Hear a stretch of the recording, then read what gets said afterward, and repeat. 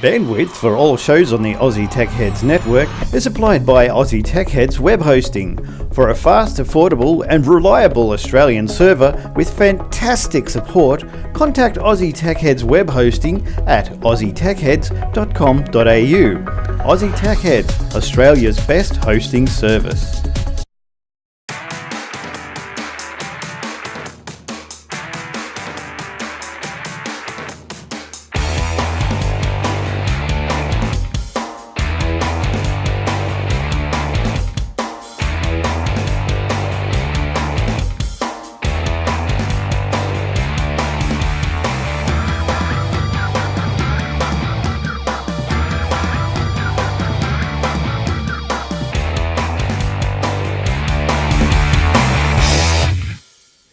Will just asked me if he had a choice after I asked him if he was ready. I said no, because it's time for another episode of Aussie Tech It. It's episode 420 for those of you who are counting, and it is for the week of the including the 15th of January 2015. Yes, another week is here. And where am I? I'm not even on the screen. Will, you just got a picture of Will.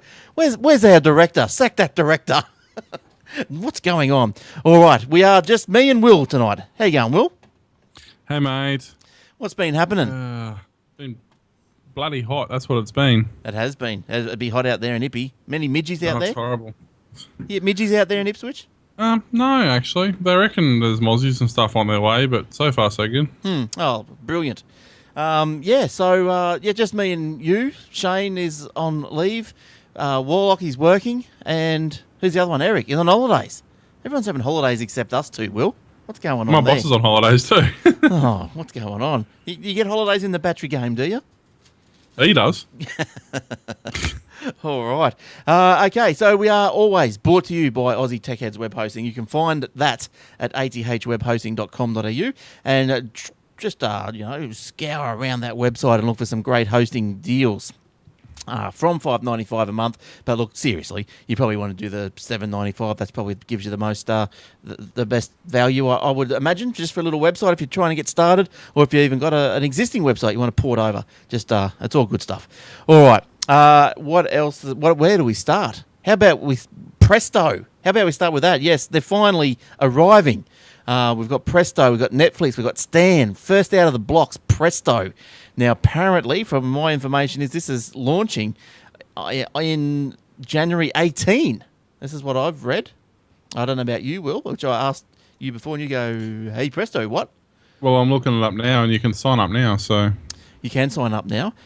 So we've got some deals from them. What have we got here? $9.99 a month for some TV, and I think it's... Where? Let's go. It's $9.99 a month for movies, and it's $14.99 a month for movies and TV. Right. And there's a middle one, isn't there? I thought there was three. Well, that's what I thought, but it just gave me the two just then. Well, how do we go? Hang on. So... Do we want to log in? Let's have a look. There was three. I looked at this before. Yeah, well, I looked at it earlier, and there was three, and I can't find the third one now. It's only given me those two, so I don't know. Who knows what happens on... I love the fact that it says down the bottom here, Presto requires an internet connection, data and compatible device. Yeah. Well, yes. Now, apparently my further investigations have me believe that, this is only SD. Well, it would be. It's streaming, and you don't want anything more than that on Australian internet. Well, Stan is apparently HD. Yeah, but nobody can use it. Yeah, unless if you're right on top of Stan. The only thing I have against Presto is it's Foxtel. Well, Foxtel Channel 7, but why does that matter? Because I can't stand Foxtel because they're a rip-off bunch of bastards, that's why. Yeah, there we go. But, there we go. Yeah, that's it. Yeah, so you got Presto Entertainment, $14.99, which is the movies and TV. Presto Movies. Oh, okay, so you can either do Presto Movies by itself or TV by itself for $9.99. But look, it looks like it's got a fair little library, not probably the biggest library you've seen in the world, but anyway, go and have a look at that. It's presto.com.au. Hopefully, when it launches, we'll have more information, and we'll all know what it's all about then, won't we? It's not too bad, but it hasn't. The weird part is it's got some. Like you look through the TV shows, and it's got stuff I've never heard of before, and then it's got stuff that you would think it would have that it doesn't. Like it's got Sex in the City, but it doesn't have Friends or Seinfeld, or you know what I mean. Like it's got things like Dexter, but it doesn't have Elementary and things like that. So it's bizarre the way it doesn't have a lot of range. Actually, I'm looking now. It actually has very little, to be honest, and especially in the TV show. Oh, look, they've got The Good Wife. That's good. The Newsroom. Don't you like The Good Wife, Will? It's got Wentworth. No comment. Yeah, so you can tell that it's probably... Hey, it's got Yo Gabba Gabba, right? That's it. I'm buying it. All right. Well, I think like these, like, you know, I think the thing is that when all three launch, apparently Stan's $10 a month, and you've got the other one, Netflix, is going to be about $10 a month. So if you wanted to sign up for the whole three, you got $30 a month, pretty much going to be covering all your bases. And I'm not sure what Foxtel's going to do then, but we'll soon find out, won't we? Well, as I said, they own Presto, so they're, you know, I guess that's probably part of the reason why they've just got the rights to most of the V8 supercar rounds and stuff like that for Foxtel now. So, so maybe as Presto evolves, do you think as it grows, that maybe they're going to start pushing some of the sport to it? That'd be good. Well, I don't know. I mean, how long have TV stations had multiple channels for? And it's only been the last 12 months they're actually playing different things on different channels. So. You know, it's going to be one of those things, I think, that's it's going to be a great in theory, but going to fall apart in practice thing again. As it gets closer to all these launches, apparently Stan and Netflix is a March launch, I think. So it's kind of like with the Presto, it's all, you know, you can stream it to your phone, then you can Chromecast or you can Apple TV it, stuff like that. But you do need an internet connection, and I think I read somewhere that the minimum you need is about 3 meg down. Which, I don't know. Well, it is SD, I suppose. Well, it depends. I mean, it depends if you want it to stream instantly or if you don't mind it buffering. Like SD, standard def, 3 meg would be sufficient to stream instantly. But there's no way that HD would, you know, you'd have to be on at least, you'd think, for reasonable HD, like YouTube HD 720. So I think it recommends 10 or 15 meg down minimum. Yeah, so it's fair income stream, and it's not a T-box where it will download and then play. This is just fair income stream, and if you've got crap internet, you're going to crap out. But all right, okay, let's move off from that. But I just thought I'd let you know, because we've been talking about it for a little while, and one of them is finally going to launch. So keep an eye out for that. Presto.com.au. What sort of info have you got, Will? What did you come up with this week? Anything exciting? There's a couple of things. There was this interesting little side effect happened yesterday, but I think that's in your show notes, so we'll get onto that. But there's a few things. Speaking of internet, there's a couple that have just sort of struck my attention. One is that the NBN Co, you know that. Oh, that thing, the thing that started 7-8 years ago. Yeah, that one. It died, didn't it? Apparently they're doing a rollout of something. I don't know. Of carpet in the new offices. Yeah, that's right. Yeah, that's what they're doing. But apparently they've implemented, after they've been going for 7 years or something, they've actually implemented a way to determine what sort of connection you're going to get. Right. So it's a really long-winded story and quite complicated. Even if you look at their processing, the NBN Co. It's actually on their website. You can go to the NBN Co. and you can find the what they call the MTM planning process. But basically it goes through and it says define the geo model. So define reference for premises, distribution area, then model cost and revenue, which basically means estimate revenues associated with each technology, how much it's going to cost them to roll out to that area. Optimize the technology. So is there an existing infrastructure in place, or do we have to create a new one? If so, what's that going to cost? Apply a financial model. So calculate detailed costs and key metrics, blah, blah, blah, and then deliver outputs to NBN stakeholders. So create an output data set adequately to describe rollout. So basically, if you've got ADSL, cable, dial-up, you're probably about as good as it's going to get. Really? That's rubbish. That's pretty much the way this is looking. Like they're basically saying, when they first rolled it out, they're like, "Oh, everyone's going to be on 100 meg." Okay, yeah, that was pretty much what the idea was when they first rolled it out. Recently, according to this one here, there's another within that, there's a statistic saying average peak connection speed, where our average connection speed for Australia wide is actually dropped in Q2 of 2014. We were actually at what's it say? We were actually at for about 40 meg was our average for the country. Right.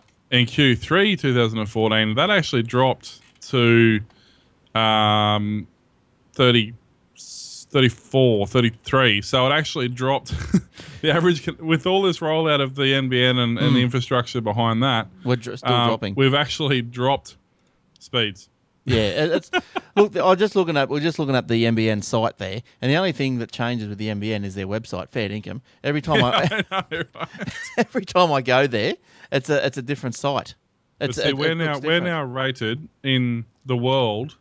We are 47th. Yeah, well, that's rubbish. And that's only on connections that are over 4 meg per second. Oh, sorry. That's our connections over 4 meg of sec. So in that, we're 47th, right? And then of that, the connections that are over 4 meg is 66%. Right. Yeah. So 66% of the people in Australia who have our internet have less than 4 megabit a second. That's pretty slow, especially then comes with, it's not only the down, but they're probably getting about 0.8 up as well. Well, that's it. I mean, that's the down. No, that's like the fast part of it. So what's your internet been doing up there? Because you're on Optus, aren't you? I'm on cable. It's not too bad. I generally average about 100 meg down and 1.5 up.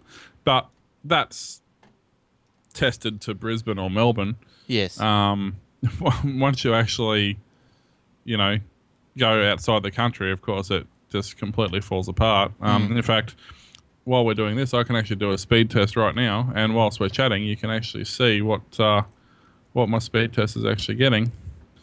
So you'll see if we'll go to where are we going? We're going to Brisbane, I think. Yeah, we're doing a Brisbane server.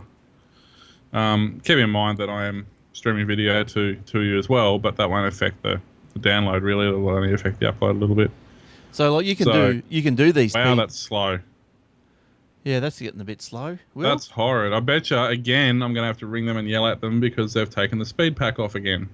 What that just drops off, does it? Every month. Every month. You love it. So that means my upload's probably going to be pushing maybe a meg at best. And this is what I'm always saying. For what we do, we need upload. Yeah, well, that's right. We don't need download so much. I'd be happy with 20 meg down. That'd be sufficient. But I want 20 meg up. No, it's not even a meg. It's 0.86. Now, so... oh, yeah, look, that's mine there, coming in at 100. That's not too bad. Well, that's what mine was just like 3 days ago when I tested it. So in the last 3 days, my speed pack's dropped off again. Thank you, Optus, for nothing.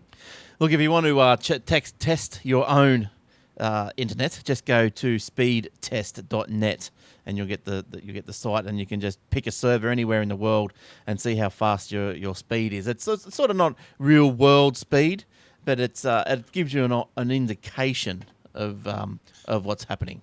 The thing is, as I was saying, if you go to speed test, but if you go to somewhere else, so instead of going to Brisbane, if I randomly pick, let's say somewhere that stuff's hosted, I don't know, where's somewhere, California. There we go. There's a lot of tech companies in California, so California itself has fantastic internet, and sites hosted in California, gaming sites and gaming businesses and all that, they're going to have great internet. But it's getting there. So that's a bit slow there. That's a bad ping. That's going to be hundreds. 190. Yeah. And 2 meg down. So maybe they want to throw in another cable under the ocean or something. Or The ironic part is my upload speed's exactly the same. Yes. So I can upload to California at the same speed I can upload to Brisbane.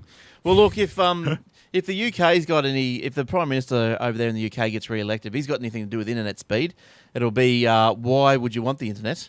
Well, not really that drastic, but they want It's to not far off it. Yeah, they want to ban WhatsApp, iMessage, and all those little, communication apps. Apparently, because they're encrypted, no one can decrypt them. Therefore, the special Secret Service and all those sort of guys can't listen in. So, Apple, iMessage, and FaceTime software both use end-to-end encryption to maintain the security of the user's communication. WhatsApp also operates in the same way. So Snapchat is less secure, but due to the self-destructive nature of the transmissions, it's still pretty difficult to monitor what's happening to the network. Now, I initially thought that, okay, give the government a key or something, or approach Apple or whatever and say we want to get. I want to trust government with all the secret data. Yeah, that's exactly. Yeah, what I that's want to right. That's what entered my mind next because they haven't had any really a good track record of keeping secrets. Because no government anywhere in the last week's been hacked by anybody. Yeah, well, exactly. So, yeah, and look, they can't. If there's a key created, the key is out there.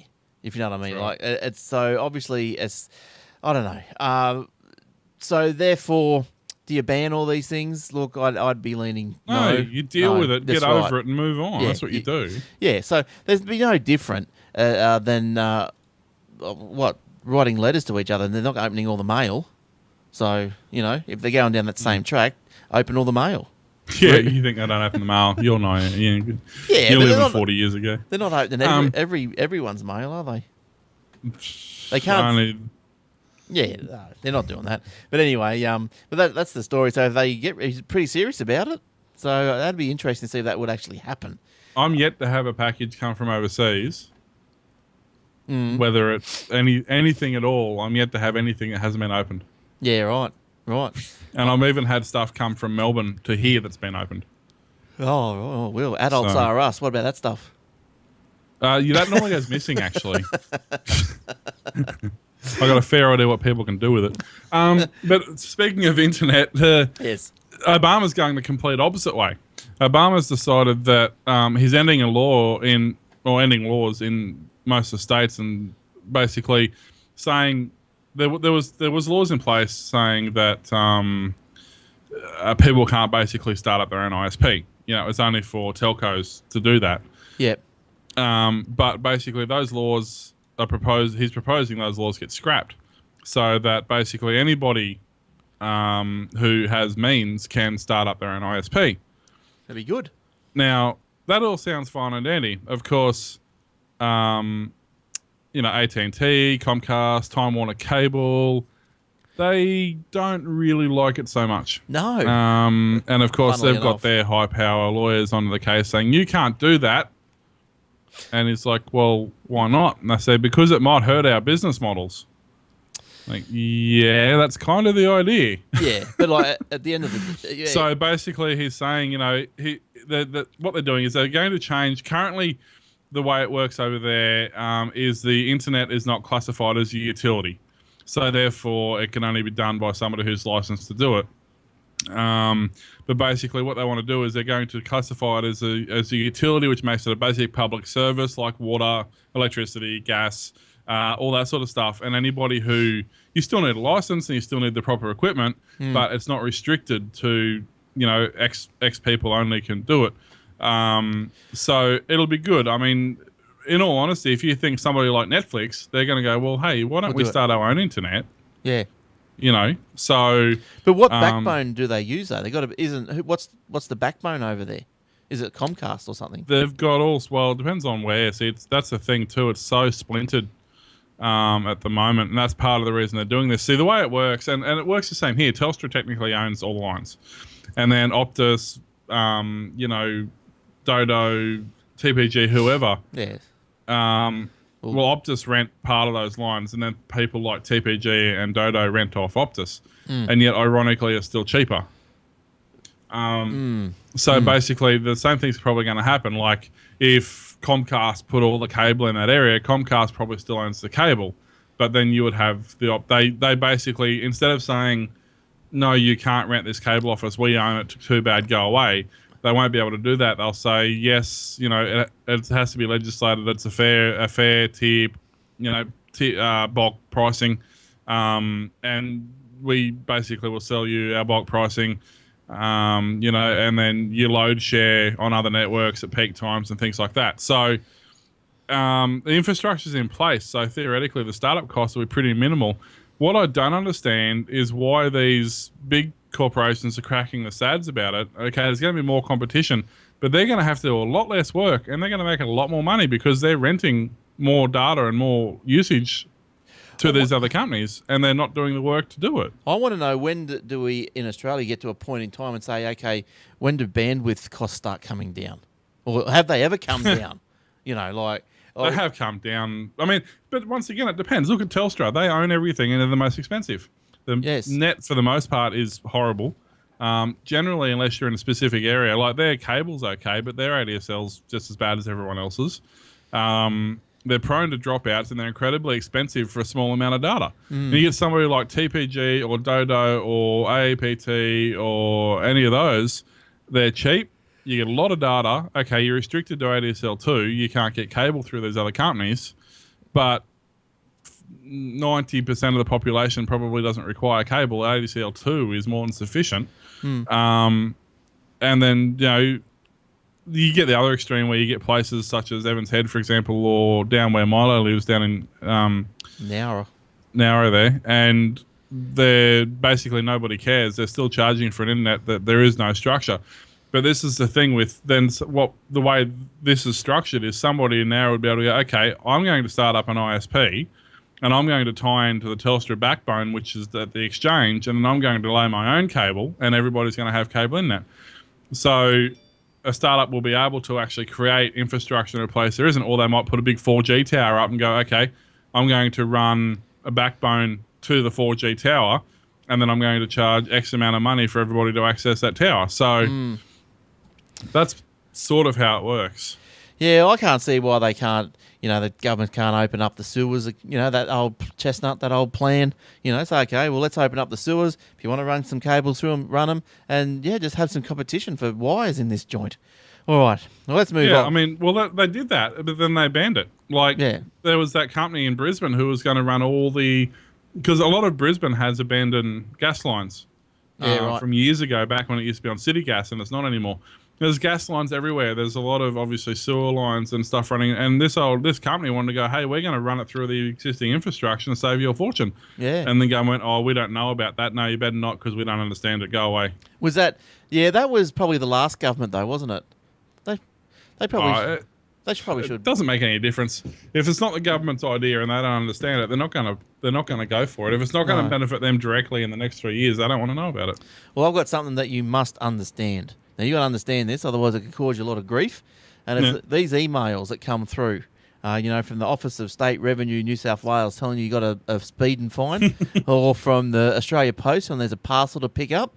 I've seen a couple of these, and what happens is they're infections, and it's their malicious messages. They're not obviously... They're Melissa messages.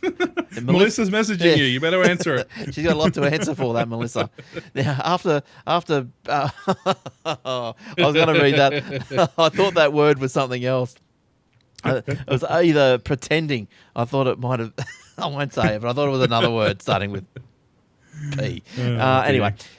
And there's another word after that's dodgy. Anyway, malicious messages either pretending to be penal notices from the New South Wales government or veiling themselves as shipping information from Australia Post. Now, links within the messages direct users to malicious pages, then ask them to download files by entering the captcha code. So it all looks, ridgy-dig. And then you unzip this file, and then bang. All your data files have been encoded, and you've got to send them $500 to get the key to decrypt them. And who's going to send them $500? Sonia's boss. No. Twice. No. Because she had her external hard drive plugged into the system that she locked down, and then decided, I need to get the data off that hard drive. Here, let me plug it into the main administrator computer. Oh, dear. Dear, oh, dear. So she lost everything. So needless to say, she paid to get her computer unlocked. Oh, and right. It didn't work. So then she paid to get the administrator computer unlocked, and that didn't work. Yes. So then she paid a tech to come and fix both the computers up. And by fixed, formatting. Basically fixed Sonia's computer first, so Sonia could do her work, and went onto her computer, and then she decided that she really needed to get something off that external hard drive again, and plugged it back in again. So it cost her, in a matter of a couple of hours, about $3,000, Dear, oh and dear. she still doesn't understand what happened. Oh, well, you know, you can... So needless to say, the external hard drive got taken off her. I reckon And so. all the other computers are locked down, and she goes, I might need access to that. So, well, if you need access to it, you can do it when I'm here, because you're not getting access to it outside work hours. Oh, that's terrible. That's terrible. So we've locked the boss out of everyone's computer. Yeah, so so if you get anything like that, and I suppose once it's in your computer, and as Will says, it's on your external hard drive, it's a wonder it didn't encrypt the external hard drive at the same time. Well, I don't think it did. I don't think it encrypted it, but it did infect it.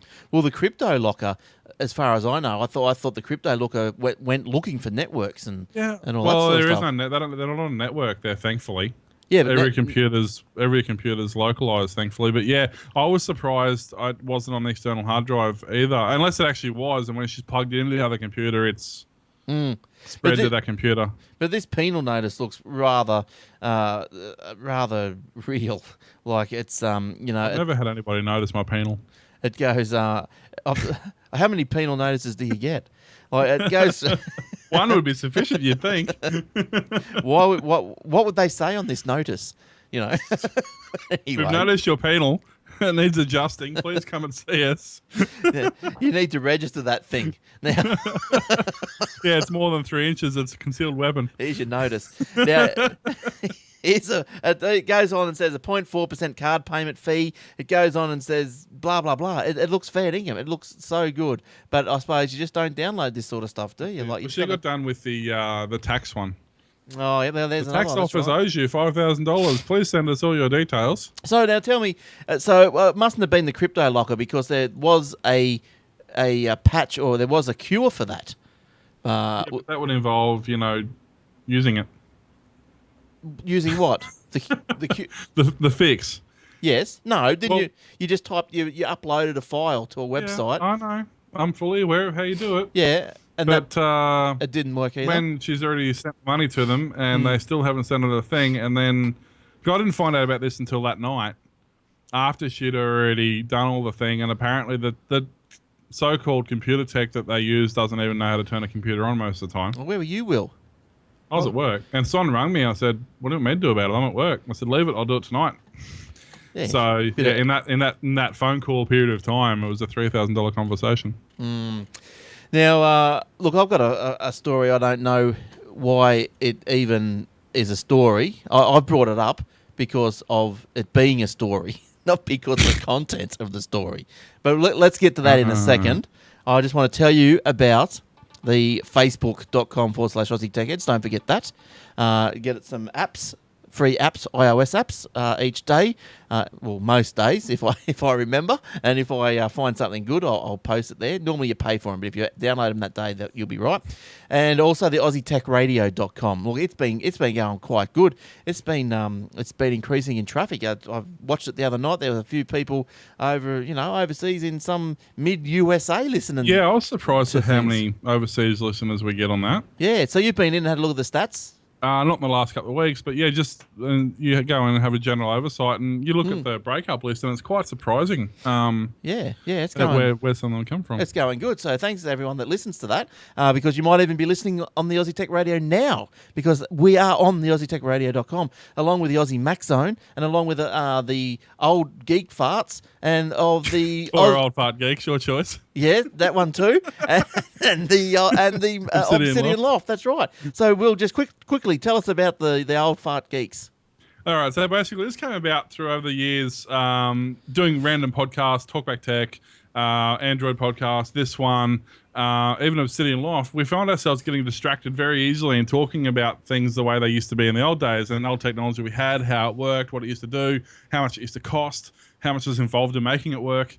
And basically, we decided, myself and Warlock and other people, I'm lining up other guests for that as well.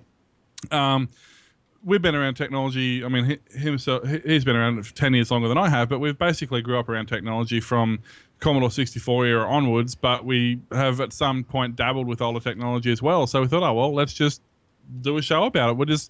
It's not scripted, it's not rehearsed, there's no show notes, no nothing. Everything that goes into it's live on the fly.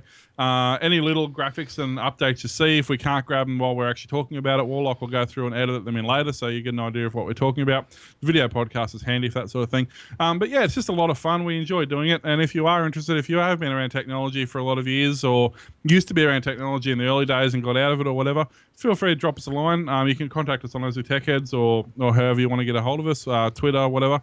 And, come and have a show with us and have a chat for half an hour and kick back and enjoy yourself. Now, with Obsidian Loft, I've got the kids are starting to play their Minecraft on the Xbox now. Yep. And I bought them the Doctor Who skins. Can you get the Doctor Who on the computer version? Yeah, with the new updates, which is coming out in the next version, I believe, skins will be universal. So once you've got them on whatever skin you're using on one platform, will cross-moginate into another platform. And if you've got an account on one, say you've got an account on the Xbox, then you won't need to purchase an account on the PC. It'll just all work together. At the moment, it's 95% implemented, but there's a few little things they've got to fix.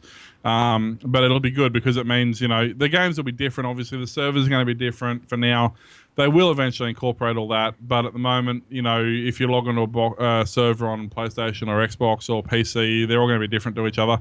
There is a recoding underway to make them all cross-platform so that no matter what device you're playing on, you can load up the same server, play the same game with your same friends from anywhere. So, do you think Microsoft is going to stop you guys being able to have your own server? Or do you think that they're not worrying about that sort of stuff? They've kind of, now, just before, and we knew something was suspicious. People who were into Minecraft knew something was up about a month before the transaction actually took place, because Mojang, for the first time in the history of the company, actually started enforcing their EULA. Now, they'd never done that before. And technically in the EULA, you cannot charge for add-ons. You cannot charge for things like skin packs or for special items you can't get in the game any other way, or colored text or special effects, that sort of thing. You would normally not, you would charge for those. So you'd be premium used on the server, you'd pay you $5 a month or whatever, you get, ability to fly and something else. Under their EULA, you weren't actually allowed to charge for that. But what they did was they just sort of turned a blind eye to it. About a month before the transaction to Microsoft took over, they actually started enforcing that. And the servers who were charging premium packages for things that affected gameplay, so not necessarily things like colored text in your chat and things like that, but things like the ability to fly, things like items that aren't craftable or are very, very difficult to craft. They actually started cracking down and saying, no, you can't do this. And technically under the EULA, you can't. So Microsoft, just before Microsoft took over, they bought out their own thing called Realms. And Realms is effectively Mojang, who owns, still develops for Minecraft. That's their version of paid servers. So you can now pay to have a Realms server. So they're not directly saying we're not going to let you charge for this server, but they are doing things like there's some things called like Bucket is one of them, and it allows you to control the way a server operates. It allows you to put security measures in place, anti-griefing, that sort of stuff. Well, they've basically written Bucket out of the code, so the new version of Minecraft does not support the Bucket server. So yeah, it's. So what about? So you've still got your server running? We still have the server. We have this obsidianloft.com server, which is running a modified Dark Trilogy mod pack. It's not the standard vanilla one. It's actually a modified one. And we have to, it's whitelisted. So if you do go to obsidianloft.com, go there, ask for whitelisting, or check out your profile. And if you want to be approved, you can be. Can you log into that through the Xbox with the Xbox? Probably not yet, because it hasn't been done just yet. Right. You'll be able to go to the website and you'll be able to sign in to the engine website, but as yet you won't be able to access our server with that.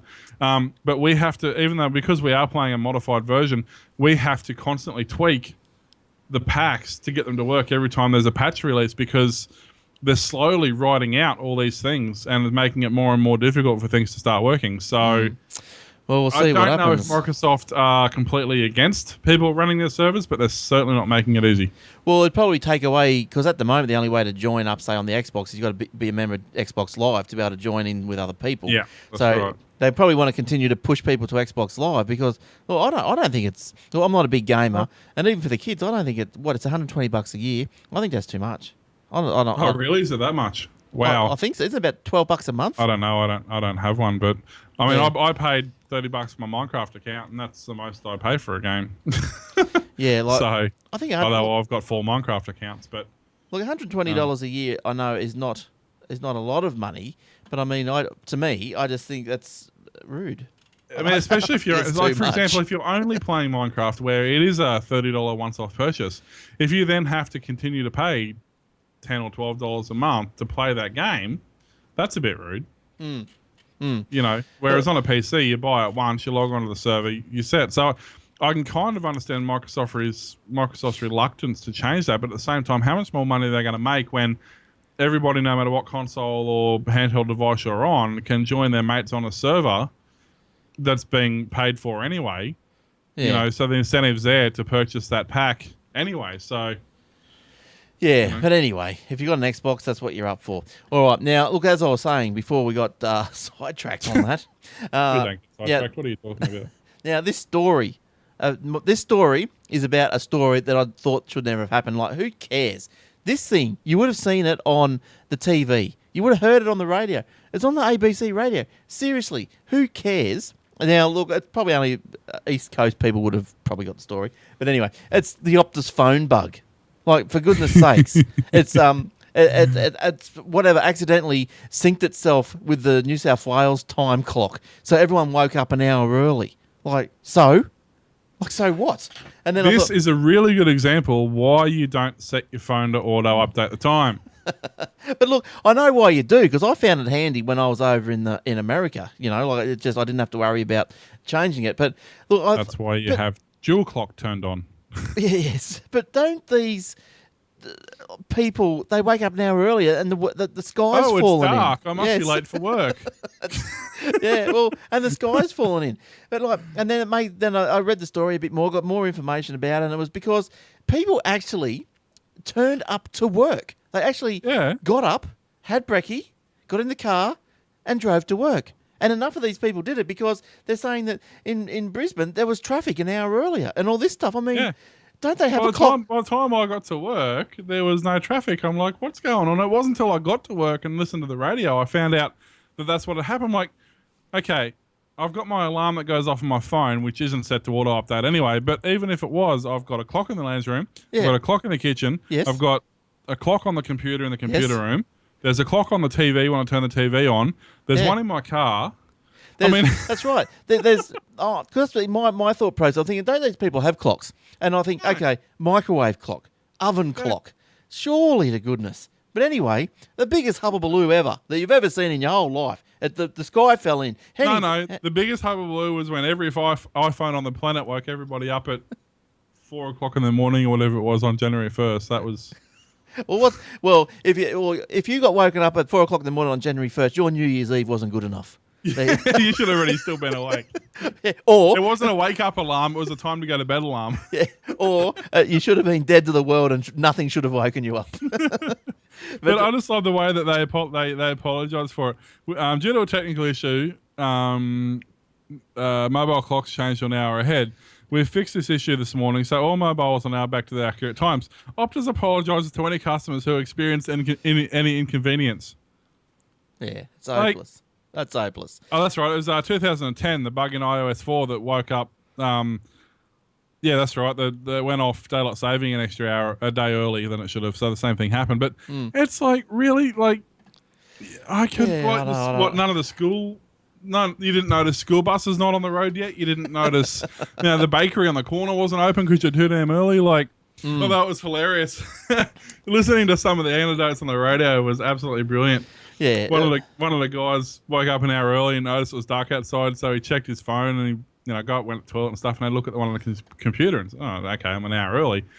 Anyway, so he went back to bed and his wife had woke up and said, oh, we're an hour early. And then they sort of looked at each other and got it on for the next hour. So he said, so what else is there to do? To do that more occasionally. Yeah, you see you've seen programming his clock change time zone. Every day, just change it now. Now, so anyway, the hullabaloo happened. Optus posted a Facebook message and they offered a free cup of coffee to subscribers who showed their smartphones to baristas at a certain cafe in Brisbane. And Virgin, they also, because they run off the Optus network, apparently they got hit by the same little technicality or technical hitch. Virgin offered to deliver a meal to vulnerable people living in Australia if users uploaded pictures of their own earlier than normal morning lattes. Like, seriously? Turn it up. What's going to happen if everybody sleeps in an hour? Well, you think getting up an hour early was bad? What happens when you go to sleep in for an extra hour? Yeah, I know. Now maybe the sky will fall in again. Yeah, that's crazy. But anyway, that's my little fun thing of the week. That story was just a non-stop. It was on ABC Radio even. It was everywhere. It was for like 2 days. Yeah. It wasn't just a 10-minute story either. No, it was just poor people getting up an hour early and actually getting on with their life an hour. It's just stupid. Anyway, what else, Will? What else you got, please? Well, there's a couple I was looking at, which I just accidentally clicked. Oh, dang it! What did I do with it? This is just me filling dead air because I just closed the 2 stories I was looking at, and my browser has locked up. So, would you like to do another story? Well, unfortunately, I don't have any more. But look, I do. I've got 2 more that I wanted to do. I just cannot find where my browser has just done weird things. I'm clicking on links and it's not. It's actually. That's all right. Okay. This all started just before the show when he sent me a link to the Google Doc for the show notes, and my virus scanner decided that's a virus. I'm going to close everything you have open and just double check everything. So of course it did that, and then I had random YouTube videos playing. I had browsers that wouldn't open. And I'm like, yeah. As soon as the show's about to start, things go wrong, don't they? It always goes like that. Look, I've just got the news. The news.com.au. Now, where's their technology section? This is breaking, hey? This is breaking news. What do we got here? There's one that I find interesting because obviously having multiple graphics card and things in my computer, I find graphics fascinating. But Samsung has actually started to mass produce the world's first 8 gig graphics RAM chips. So what were traditionally, 2 and 4 meg video cards, 4 meg are fairly common in gaming now. 2 meg sort of the lowest you'll pretty much get on pretty much any card now. And they're not just normal 8 gig chips. The standard 4 gig ones are sort of, DDR5 or something like that. But these ones now are faster. They're DRAM chips instead of DDR5. So instead of 7 gigabytes per second, they have a throughput of 8 gigabytes a second. And this is also going to be used in laptops. Now, currently laptops generally run about DDR3 memory chips, which is about 2 gigabyte a second or thereabouts. It hits its limit. Now, tell me, can I just interrupt you there for a second? Because I've got a question. I don't know if you'll know or not. But why is it when you go to buy RAM chips, what is the difference between the DDR3 that you buy and then the Apple DDR3? One's got an Apple logo on it. Oh, okay. Continue. And it's probably cost 3 times as much because it's got an Apple logo on it. I don't know. In the old days, nothing. In standard RAM, I don't know. I'm talking about up until, I think the last Apple I worked on was like the G5 or whatever it was. And they took standard RAM. You could buy the Apple RAM, but they also took standard RAM. This is for laptops.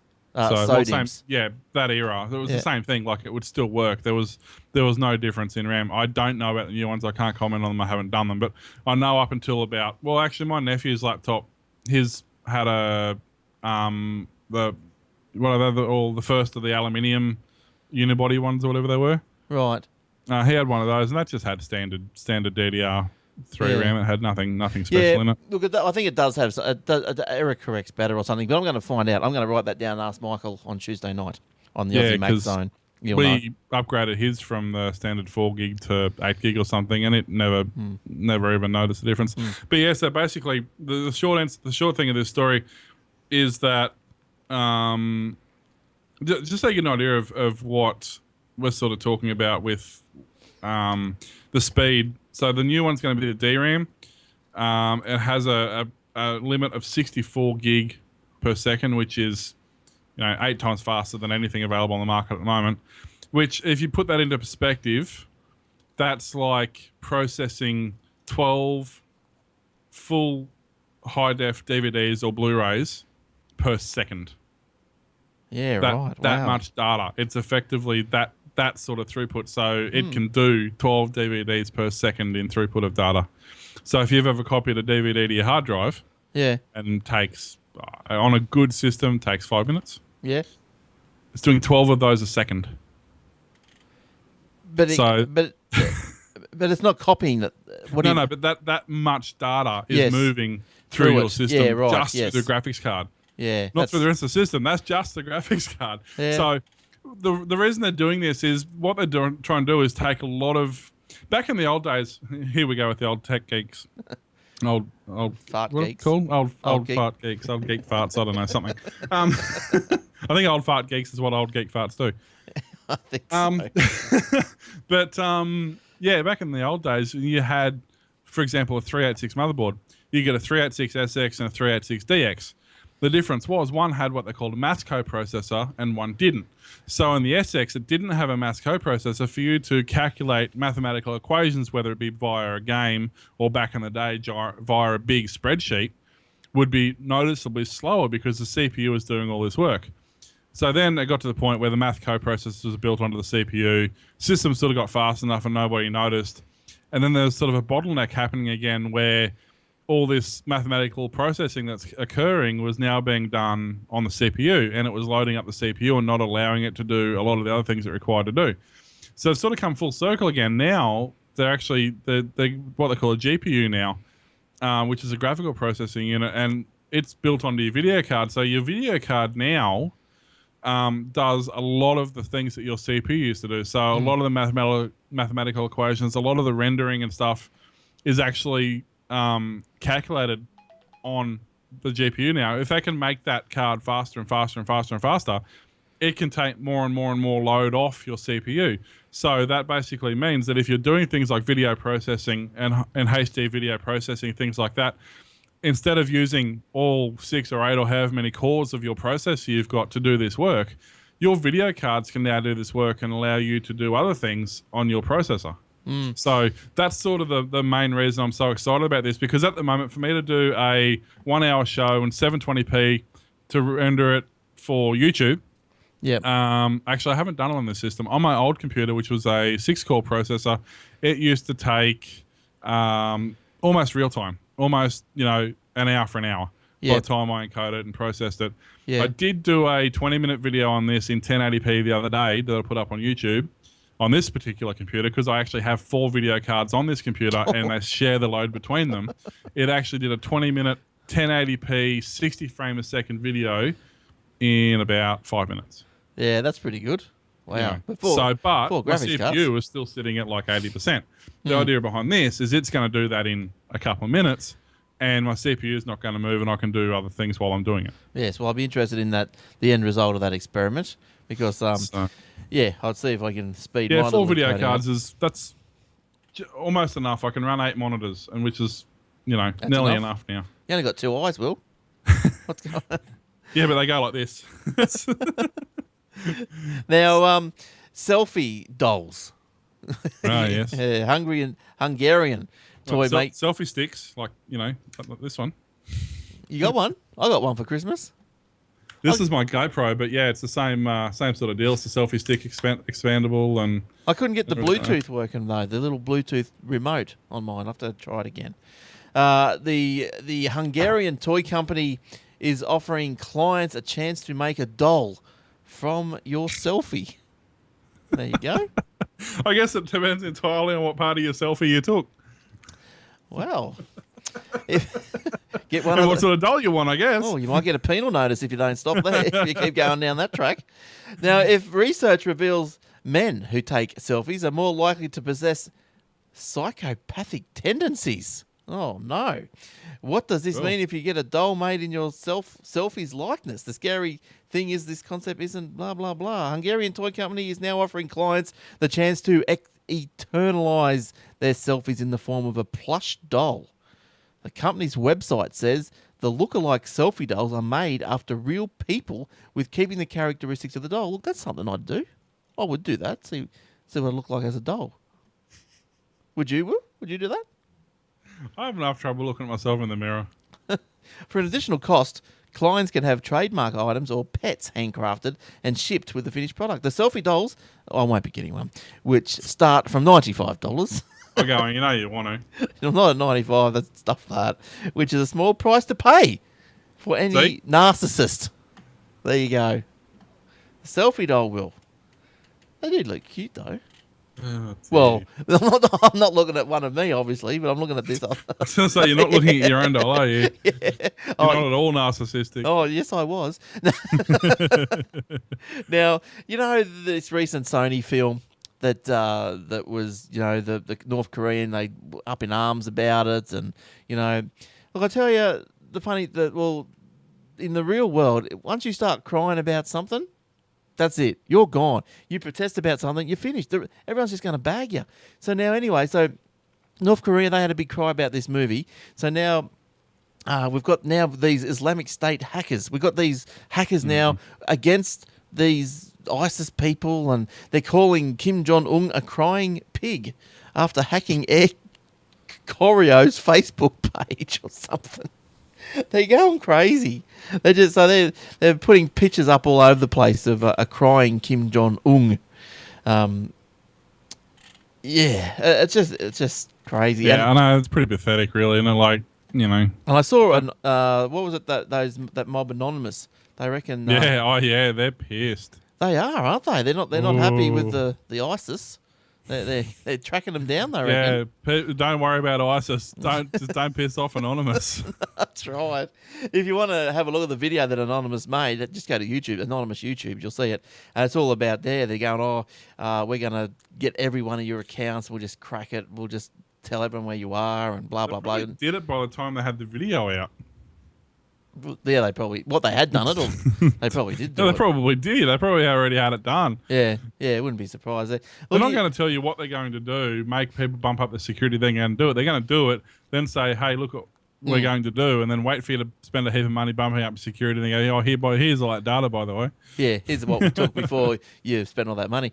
But I wonder, these Anonymous, I wonder who they are, eh? Like, where do they live, or where do they operate out of a bunker? Well, if they weren't anonymous, people would know where they are. Well, I know, but I just wonder, you know. Well, was it last year that kid got arrested for being supposedly part of an Anonymous?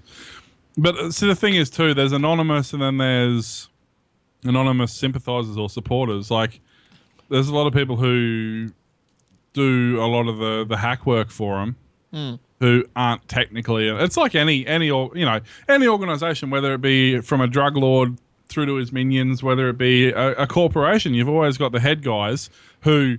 Very, very few people in the real world know who these head guys are. Yeah. They'll have access to these head guys. And then you've got like the CEOs and the 2 ICs, and then you've got like the general managers, then the area manager, then the local manager, then the store manager, then the little underling who actually does all the work. It's no different whether it's a corporation, a mob, a drug cartel, or whatever. They all run on the same premise, and that is to protect the people who actually, you know, who are I guess at the end of the day, the ones doing the hard yards in the case of Anonymous. That's not always the case in business, but and their whole thing relies on the fact that people don't know who they are, because if they did, they're not going to be anonymous, are they? Well, they'd be stopped. And look, in certain cases, you know, I'm just watching the dog. She's scratching around. What are you doing? What are you doing? Oh, she's having a sleep. Oh, dear. No, she's having a sleep. I've got to be careful. You know, we don't want any little accidents. And but look. What, from you or the dog? Oh, both. Look, you know, they're doing the wrong thing, aren't they? They're hacking into Sony. They're doing the wrong thing. They're criminals. They are criminals. I mean, they are, but it's not like they're hacking into my bank account and taking my money. No. They're not. They don't just randomly on a whim decide, hey, we're going to pick on you today. Yeah. You know. Yeah, I suppose if you do, yeah. Oh, yeah, I suppose. I know, but... They're no more malicious or no more terrifying than any government in any Western country. They have no... You know, they probably have more power and probably more responsibility than the average government, actually, because they actually care about what they do, and they only do the thing... They have reasons to do what they do. Yeah, well, at least they're showing restraint then. Maybe they're showing restraint that they're not hacking into your bank account, Will. I mean, they could. I would sure, without a problem at all, they could shut down the entire internet without even thinking about it. Yeah, it must be some smart little cookies. You know, I wonder what they do. I wonder who they are. Will we ever know? A lot of them would be just like the Matrix is a classic example.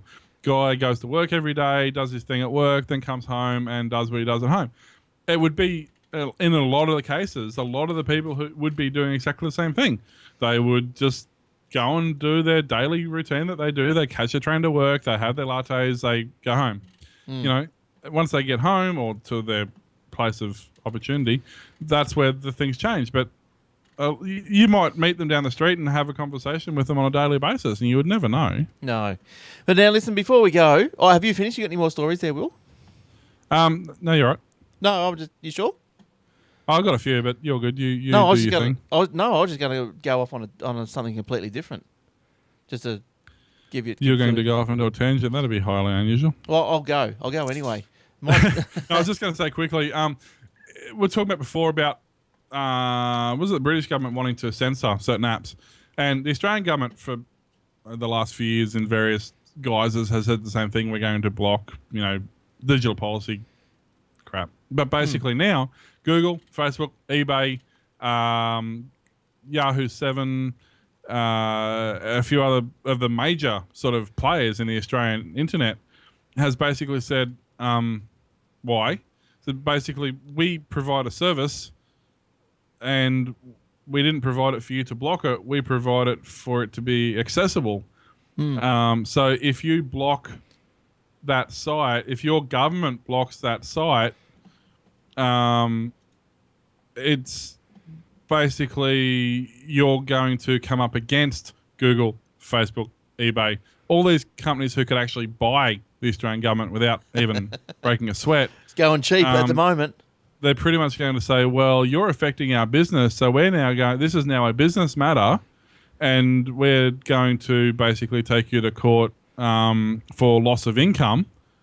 And in the case of someone like Google, who obviously their entire business is based on internet throughput,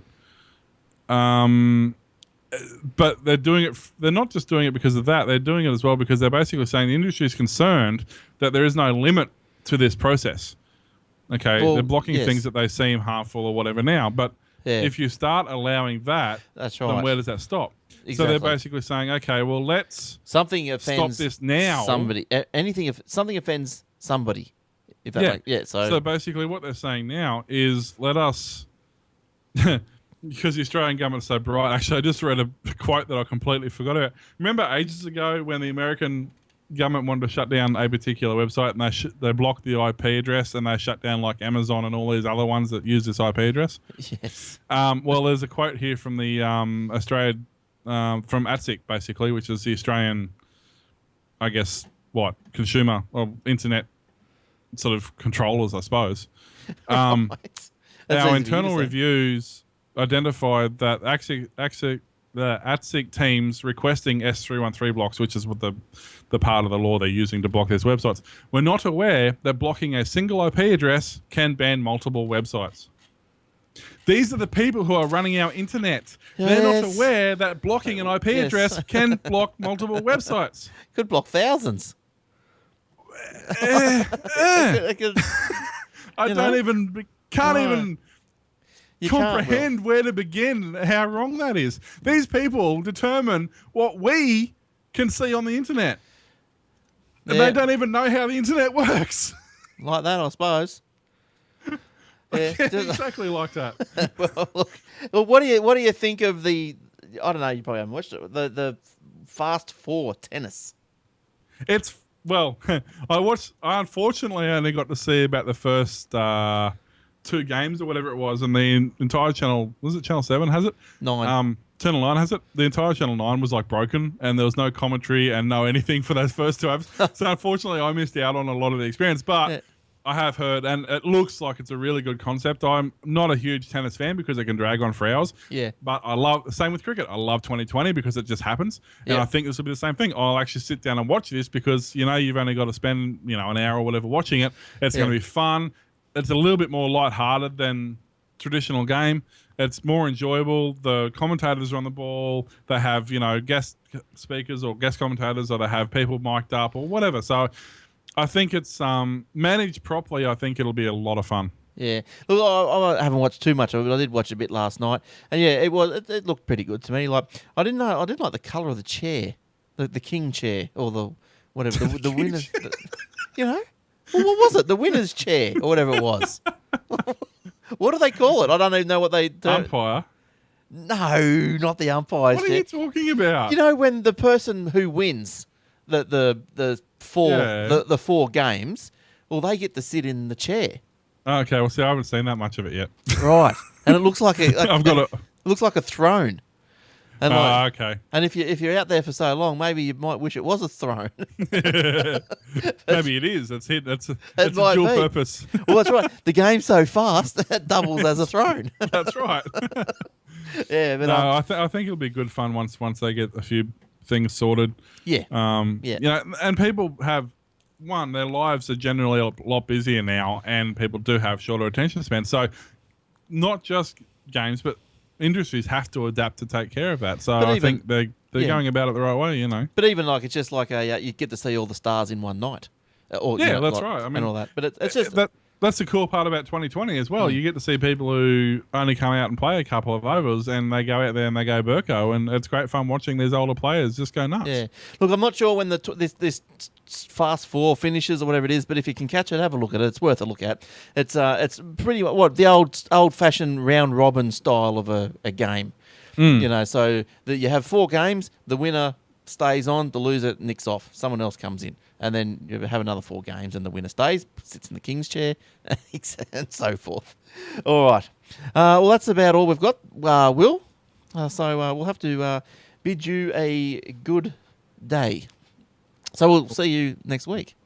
Oh, I thought you were muted. But Wait, what?